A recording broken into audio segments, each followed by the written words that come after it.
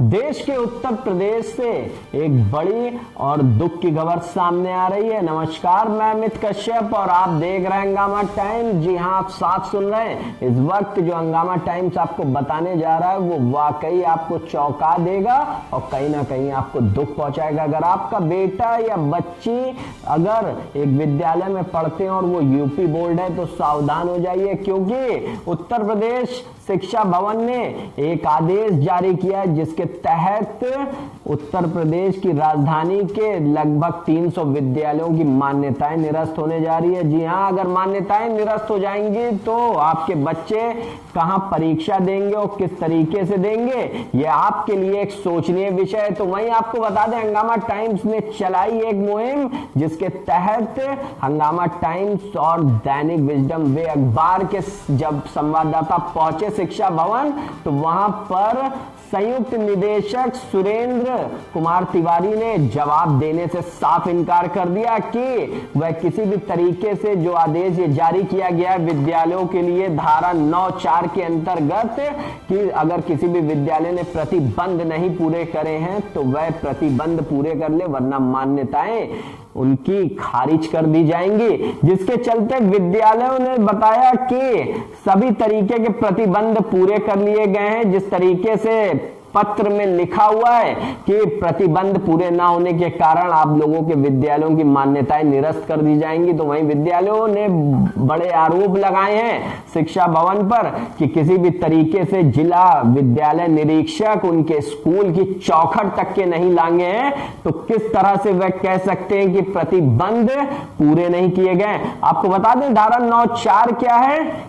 वह धारा 9(4) इस तरीके से है कि शिक्षा मंत्री अपने पैड पर लिखित देता है विद्यालयों को कि किसी भी तरीके से अभ्यर्थियों का भविष्य खराब ना हो और विद्यालयों की परीक्षाएं अच्छी तरीके से शिक्षकों के द्वारा वहां पर हो सके। तो वहीं आपको बता दें कि विद्यालयों ने गंभीर आरोप लगाए शिक्षा भवन अधिकारियों पर कि वह किसी भी तरीके से जो इस समय कोरोना काल के चलते विद्यालयों की बुरी हालत है और अभी मान्यताएं खारिज करने के लिए कैसे शिक्षा भवन लेटर जारी कर सकता है। तो वहीं पर शिक्षा भवन के अधिकारियों ने जब संवाददाताओं ने सवाल पूछे तो कहा कि उत्तर प्रदेश इलाहाबाद सचिव से जाकर पूछिए कि ये लेटर क्यों जारी किया गया है, क्योंकि मुझसे कहा गया है। तो कहां तक के ये गैर जिम्मेदाराना बयान उनको शोभा देता है।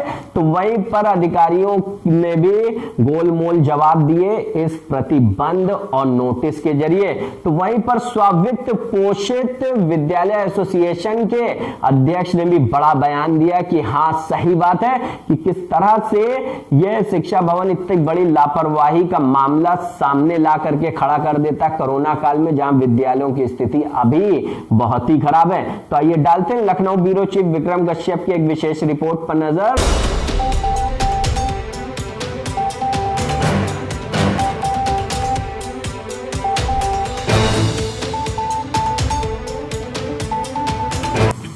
आनंद जी, फिर बताएं, जिस तरह से शिक्षा विभाग द्वारा 299 विद्यालयों को कारण बताओ नोटिस जारी करते हुए आदेश किया गया है कि स्कूलों की प्रतिबंध को लेकर मान्यताएं रद्द की जाएगी, तो आप इस बारे में क्या सोचते हैं? अपने बच्चे के साथ बताएं, जिस तरह से एक संगठन का नेतृत्व भी करते हैं, लगातार शिक्षकों की समस्याओं को भी उठाते आ रहे हैं, तो किस तरह से आपकी प्रतिक्रिया है शिक्षा विभाग के इस कदम पर? मैं आनंद द्विवेदी, स्वावित्त पोषित विद्यालय प्रबंधक एसोसिएशन का अध्यक्ष हूँ। ये जो जेडी के द्वारा अभी जो 299 विद्यालयों के लिए जो नोटिस निर्गत किया गया है, जिसमें लिखा है कि शर्तों को नहीं पूरा किया है, इस नाते उनका मान्यता प्रत्याहरित करने का संशोधित किया जाएगा। तो बहुत ही निंदापूर्ण है ये, क्योंकि अभी हम लोग विद्यालय वाले कोविड से उबरे भी नहीं थे और तत्काल इन्होंने ऐसी नोटिस दे करके विद्यालयों के प्रबंधकों का मानसिक शोषण करना शुरू कर दिया है।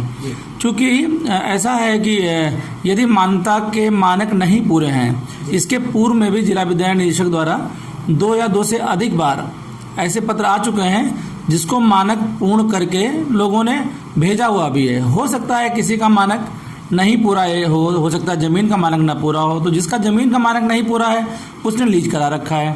परंतु इस तरीके से जो इन्होंने नोटिस निर्गत किया है ये बहुत दुर्भाग्यपूर्ण है और हम विद्यालय प्रबंधक बहुत ही तनाव में हैं। मैं और भी बात बताना चाहता हूं आपको, यदि मान्यता के मानक पूरे नहीं हैं तो आए दिन प्रतियोगी परीक्षाएं और बोर्ड परीक्षा के केंद्र भी वर्तमान में आधे से ज़्यादा प्राइवेट स्कूलों के बने हुए हैं। तो इस नाते हम ये कहना चाहते हैं कि यदि इनकी मान्यता ये समाप्त करना चाहते हैं तो मैं अपने संगठन की ओर से ये आदेश दे दूंगा या मैं निवेदन कर लूँगा कि वो बोर्ड परीक्षा में कोई मदद न करें। उस दशा में सरकार क्या करेगी? सर क्या कहेंगे जिस तरह से ये जो परीक्षाएं भी होने वाली है जिसके लिए 299 विद्यालयों को जो नोटिस गई है, क्या लगता है विभाग ने इसके लिए सुनिश्चित व्यवस्था कर रखी है और आप लोगों का कदम क्या होने वाला है? हमें लगता है कि प्रशासन को इसकी जानकारी नहीं है, ये अधिकारियों की सोची समझी रणनीति है। ये पहले पूर्व में भी, चाहे वो जिला विद्यालय निरीक्षक हों चाहे संयुक्त शिक्षा निदेशक हों, इनकी पहले से भी ऐसी रणनीति चली आ रही है कि विद्यालयों को अलग अलग बुलाना है। उसमें पत्र में बाकायदा सुनवाई तिथि डाल रखी है, जैसे कोई जज अपने यहाँ सुनवाई करता है, अलग अलग तिथियों में सुनवाई तिथि डाल रखी है और अंतिम नोटिस करके रखा हुआ है। तो हम लोग अभी मीटिंग किए थे, यदि इस तरह की कार्रवाई नहीं रुकेगी तो हम लोग बोर्ड परीक्षा में किसी भी प्रकार का सहयोग नहीं करेंगे और यदि आवश्यकता समझेंगे तो अपने अध्यापकों को लेकर के सड़क पर भी उतरने का प्रयास करेंगे। और इसके लिए अभी हमारी उप मुख्यमंत्री डॉक्टर दिनेश शर्मा जी से अभी तत्काल बात हुई है। उन्होंने इस विभाग के मंत्री भी, हाँ, इस विभाग के मंत्री भी हैं और उप मुख्यमंत्री हैं। उन्होंने तत्काल संयुक्त शिक्षा माने जेडी से हुई तत्काल उन्होंने बात करके इस प्रकरण को तत्काल हल करने की बात कही और जेडी ने भी कहा है कि इसको जो है हम देख करके उचित कदम जो न्यायोचित होगा वो करेंगे। तो मैं इस नाते मुख्यमंत्री उप मुख्यमंत्री जी की भी इस बात की बड़ी सराहना करता हूं। उनको भी मैं एसोसिएशन तरफ से धन्यवाद प्रेषित करता हूं, उन्होंने हमारी बात को सुन के तत्काल संयुक्त शिक्षा निदेश से वार्ता की। क्या लगता है सर इस तरह का कदम जो अचानक तौर पर उठाया गया है विभाग द्वारा किस तरह का है और जो निरीक्षक है, जो जिला निरीक्षक है, कितने बार आप लोगों के विद्यालय आते हैं? जिला विद्यालय निरीक्षक तो समय समय पर ऐसी नोटिसें निर्गत करते रहते हैं कि आज उन्होंने यदि कहा कि आप इतना कोविड के समय भी इतनी उन्होंने आख्याएं, इतनी उन्होंने जानकारी, इतनी उन्होंने सूचनाएं मांगी हैं कि हम लोग कोविड के समय भी एक कर्मचारी अतिरिक्त रखना पड़ता था कि जिनकी सूचनाएं आए दिन सूचना उपलब्ध कराने के लिए बात करते रहते हैं। ये सब निरंकुश हो चुके हैं। कोविड काल में क्या शिक्षा विभाग द्वारा किसी तरह की आर्थिक मदद या किसी तरह की मदद की गई थी? मैं लगातार उप मुख्यमंत्री जी से और शिक्षा मंत्री जी हमारे हैं उनसे भी कहते रहे, मैं प्रमुख सचिव शिक्षा को भी पत्र भेजा, मैंने एसोसिएशन तरफ से लाख प्रयास किए हैं कि किसी तरह से विद्यालयों को आर्थिक मदद दी जाए, परंतु ऐसा कुछ भी नहीं हुआ है। माननीय मुख्यमंत्री जी को मैंने पत्र भेजा हुआ है। इस तरह से विद्यालय प्रबंधक को परेशान होते हमने पहली बार देखा। और मैं बताऊं, ऐसे ऐसे विद्यालय हैं जिनको प्राइमरी की मान्यता प्राप्त है, ऐसे विद्यालय हैं जिनको जूनियर की मान्यता प्राप्त है, ऐसे विद्यालय जिनको जूनियर प्राइमरी सीनियर सबकी मान्यता प्राप्त है। तो जो प्राइमरी जूनियर वाले विद्यालय थे उनकी दशा ऐसी हो गई कि हम एसोसिएशन की तरफ से हमने 50 विद्यालय वालों के घर राशन पहुंचाने का कार्य किया, ऐसी स्थिति हो गई थी। ऐसे में सरकार ने बिल्कुल नहीं सुना। सरकार केवल उन विद्यालयों की सुन रही है जो लखनऊ में 8% शिक्षा का व्यवस्था करते हैं, वो बड़े स्कूल वाले हैं। हम जो 92% शिक्षा वाले हैं यूपी बोर्ड से मान्यता प्राप्त हैं, इनकी सरकार किसी प्रकार की न कोई मदद कर रही है और न ही उस पर कोई ध्यान दे रही है। विभाग का ये कदम सही है गलत?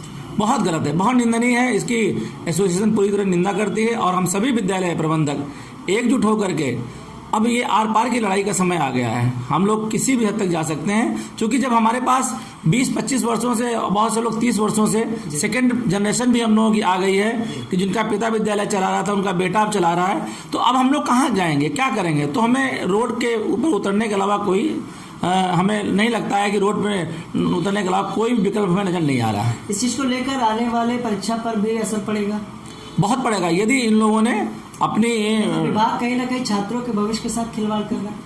अब ये इस चीज का बिल्कुल देखिए, ऐसा ना प्राइवेट स्कूल सरकारी स्कूल में यदि शिक्षा की संपूर्ण व्यवस्था होती तो उस समय वर्तमान सरकार जो भारतीय जनता पार्टी की सरकार थी, आदरणीय नेपाल सिंह जी ने धारा 9/4 की मान्यता का प्रावधान क्यों रखते हैं? वहां पर व्यवस्था नहीं थी। अब जब विद्यालय वालों ने व्यवस्था करके पढ़ाना शुरू किया है तो बच्चों के साथ खिलवाड़ पूरा किया जा रहा है। उनको ये नहीं एहसास है कि हम लोग एकजुट होकर के खड़े हो गए, और एकजुट हम लोग हैं। बस केवल निर्णय की आवश्यकता है। यदि ऐसा लगातार करते रहेंगे तो हम लोग पुनः कोई बड़ा निर्णय लेने वाले हैं।